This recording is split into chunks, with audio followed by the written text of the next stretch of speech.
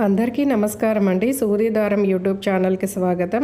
ఈరోజు మన వీడియోలో మీషో నుంచి నేను శ్రావణ మాసం కోసం ఏం తెప్పించానో చూద్దామండి. ఇవి శ్రావణ మాసంలో మనకి బాగా ఉపయోగపడతాయి అన్నమాట. ముత్తైదులకి ఇవ్వడానికి కానీ అమ్మవారి దగ్గర పెట్టడానికి కానీ ఇదైతే బాగా వచ్చిందండి. మీషోలో చాలా బాగుంది ప్రోడక్ట్ అయితే.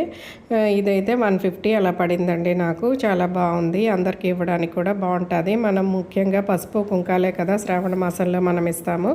ఇలా పసుపు కుంకాలు ఇలా తమలపాకులో వచ్చాయన్నమాట. ఇవి చాలా బాగున్నాయి. మనము పసుపు కుంకాలు పంచేటప్పుడు చిన్న చిన్న ప్యాకెట్స్తో ఇస్తే అవి ఎక్కడో పడేస్తారు కదా, వాళ్ళు పెట్టుకోరనమాట.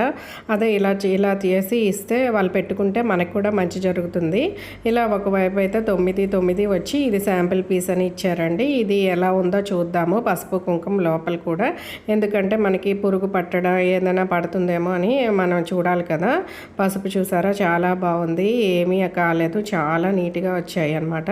కుంకుమ కూడా చాలా బాగుంది, మంచి కలర్లో వచ్చింది, మంచి సువాసన కూడా వేస్తుంది అనమాట. ఇలాంటివి మనము బ్లౌజ్ పీస్లో పెట్టి పళ్ళు పసుపు కుంకుమ ఇలా పంచితే తప్పకుండా అందరూ వాడతారు కదా.